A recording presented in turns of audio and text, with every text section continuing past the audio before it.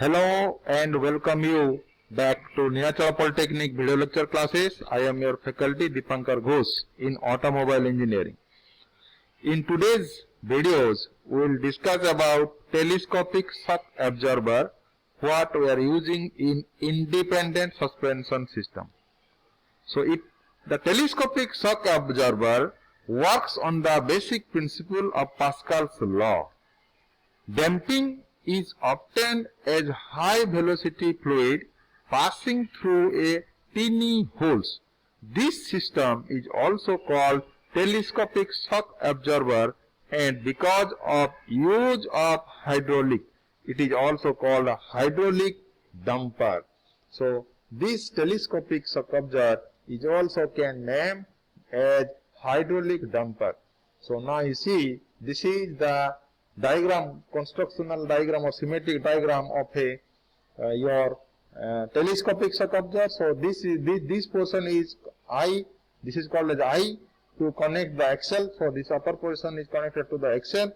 Here I to connect the chassis frame. So this in the lower position, this area is connected to the chassis frame.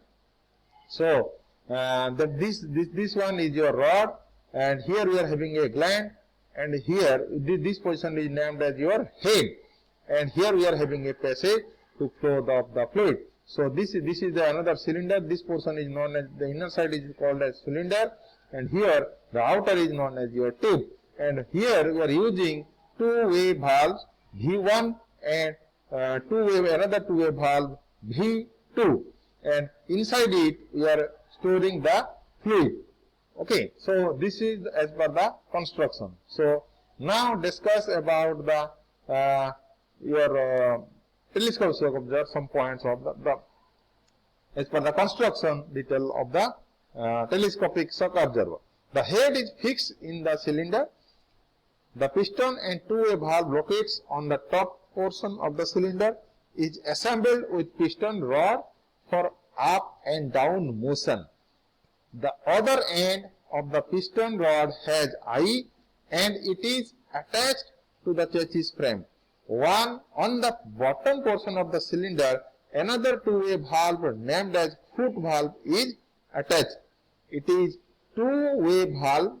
One valve is used for fluid inlet and other valve is used for fluid outlet.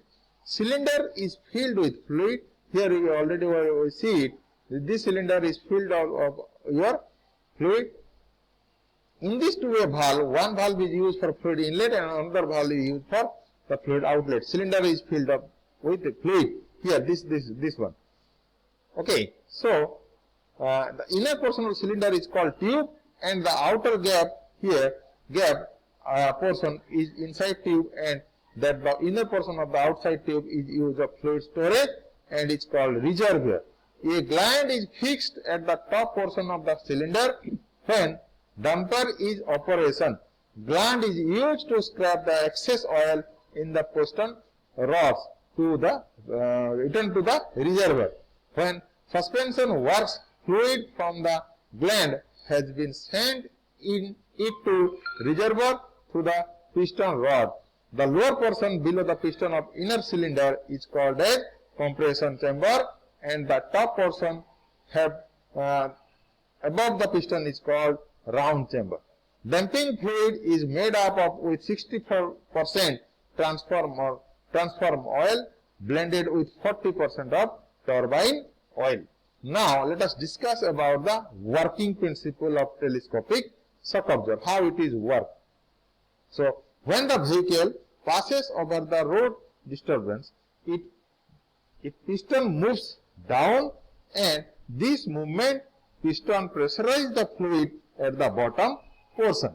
Then this fluid flows into the rebound chamber from compression chamber through a valve located on the top portion of the piston, and the remaining portion flows into reservoir through foot valves.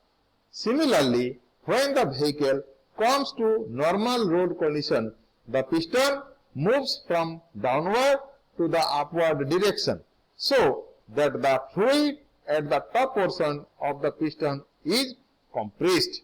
The pressurized fluid is sent inside compression chamber through the piston valve, and the remaining amount of the fluid, which again feedback from the reservoir through the foot valve.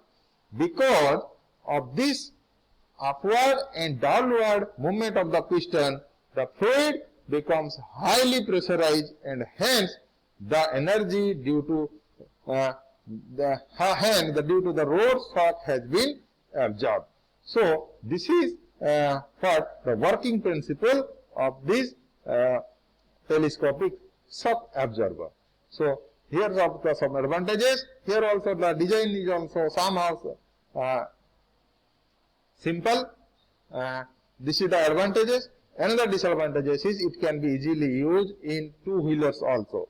And the disadvantages is there because of the fluid is there. This fluid, the brake fluid is needed to be changed at a regular interval, and if any leakage was found, so there may be a chance to the failure of this shock absorber. So this is all about your telescopic shock absorber, and this is the end of your chapter number 3 as per the syllabus. Thank you.